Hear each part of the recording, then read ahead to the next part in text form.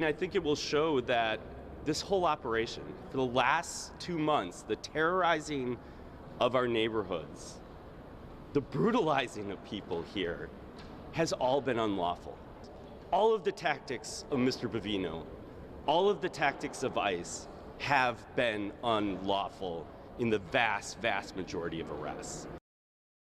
By this Friday, they need to present to us who they are claiming is a public safety risk of the 615. They identified apparently 12 today that they think, but they had no justification, okay? That's by Friday. That then is supposed to set in motion them to be released, right? He has said, I'm gonna stay that at your request, the process of release, for a week, till the following Friday. Separate from that is, of course, the people that weren't on that original list. So all the people that have been arrested since October 7, for example. They are to produce to us a list comparable to what they did with the 615 as to all of those arrests up to the present. And I believe that was by November 21st. They are held all over the country. And that's where the logistics of at the end, my colleague was asking, like, how is this bond? How are they going to be notified? The logistics of where these people are is going to be a piece we really need to work through with the government, because we want this to be realized. So it's across the country? At this point, they are being held across the country, correct. We have a live look for you over the city of Chicago this morning, where there will be an immigration ruling, one's expected at least later today. A federal judge is considering whether to release hundreds of illegal aliens back on the streets who were arrested as part of the immigration blitz in Chicago the past few months or so. The attorneys suing on behalf of the illegal aliens argue hundreds of people were arrested by federal agents in violation of a consent decree in place in the state.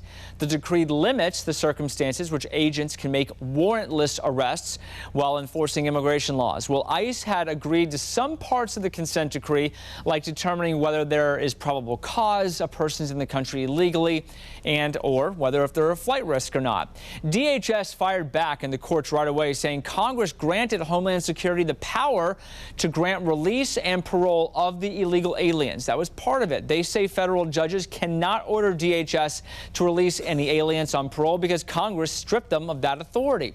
A lot to keep track of. We'll do it for you as this goes through the court system later this afternoon. Jan. Now to Chicago tonight in the immigration crackdown there. The Trump administration now asking an appeals court to pause a judge's ruling that blocks some use of force against protesters and journalists. The ruling bans federal agents from using riot control weapons like tear gas or pepper bullets unless it is a life-threatening situation. And immigration officials just announcing an arrest after someone fired at Border Patrol agents Saturday in Chicago.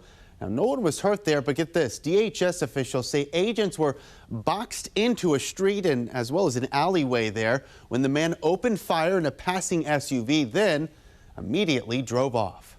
This is indeed an illegal alien that had a prior felony conviction for firearms. I just got off the phone with the FBI.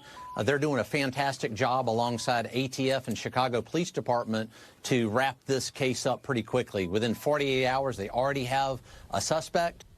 That shooting happening during a violent afternoon for federal agents in Chicago. DHS saying protesters threw paint cans and bricks from rooftops above at Border Patrol vehicles. You see the damage in the pictures we're showing you here. It got so bad, in fact, Chicago police had to evacuate the area.